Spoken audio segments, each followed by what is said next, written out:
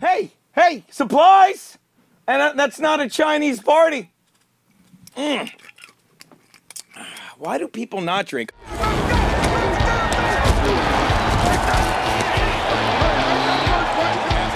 action fakes it to Patriots. Yes, touchdown.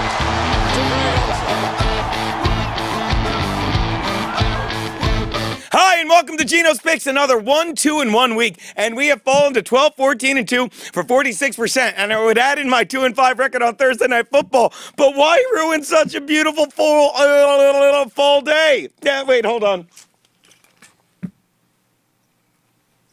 Oh, we're not reshooting. Oh, anyway, 42%. Fuck it, let's get to these fucking picks.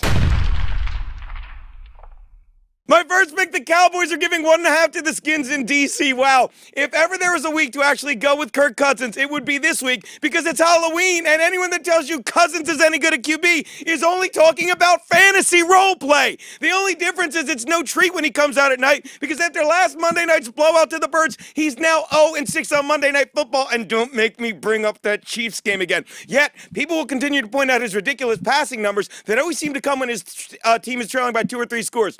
And if you don't believe me, then look no further than Chris Thompson, who is by far their leading fantasy back because he comes in on passing downs, which, given the way the Redskins fall behind, is the last 3 quarters of every game. Meanwhile, the Cowboys continue to look very much surreal as Dak Prescott had a 3rd straight game with 3 TD passes, which is even why on a weekend when people love fantasy players, Cousins will be bested by Dak Prescott, who should dress up as Columbus for Halloween because he's about to take complete advantage of these Indians who will once again get to their weapons far too late. Take the Cowboys, lay the 1.5. My Bolts are getting 7 from the Patriots in New England. Am I drinking the Kool-Aid on the Chargers in 2 words? Oh, yeah. Anyone that follows Geno's picks knows I never pick the Chargers unless they're playing on a Monday night, and I absolutely have to. But let me tell you something about the Chargers and the Patriots. When the Bolts play the Pats in the postseason, which used to happen, honest, they own us. But in the regular season, the Bolts have done pretty well. In fact, I looked up, and in their last 3 meetings, the Chargers are 0-3 and have lost by an average of 9 points. What kind of drunk writes these things? At any rate, why am I still taking the Chargers? Because their head coach is Anthony Lynn. You know, just 1 year ago when the season started, he was Rex Ryan's equipment manager. I am not selling this pick. And Ryan knows how to beat the Pats, and that's what he will do this week. Not to mention, how do you not root for Phillip Rivers? Not only does the guy have 9 kids, but he's easily the most spirited player in the game, which is why even when the Chargers are 0-4, did it affect him at all? No, because he doesn't know the meaning of the word abortion. I am so proud. Take the Bolts and the 7 you're getting. That's the one I wrote in the Fernandez hates you all right now.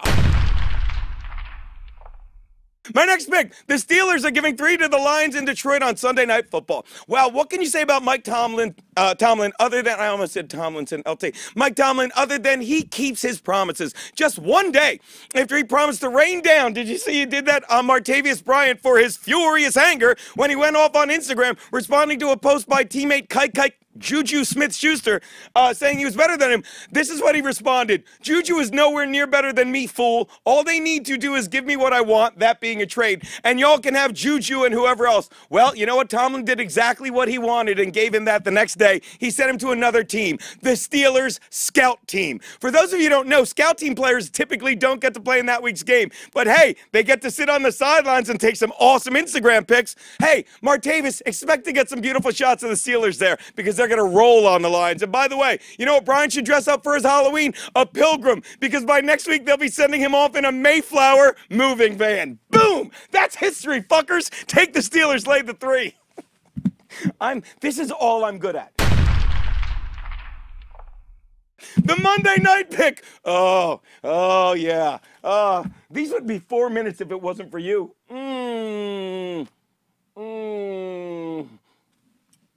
Yeah, that's called the money shot, Garrett. The Chiefs are getting, which brings me to my W Money Monday Night Betters. I like to call it, what the hell? Let's get another bottle. The Chiefs are giving 7 to the Broncos at Arrowhead. Look.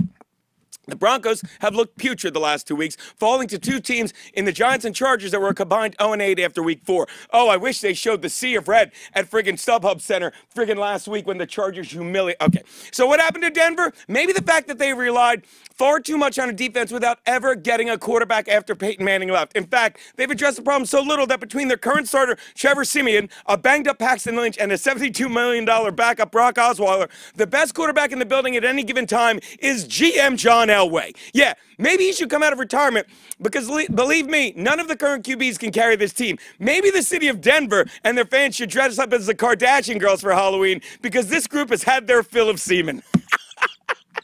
Now, that's not fair because unlike semen, the Kardashian girls have proven when it comes to pro athletes, they can shoulder a big load. Oh, I love this shit. Take the Chiefs, lay the 7. Let's try and win 4 this week. Those are Geno's picks.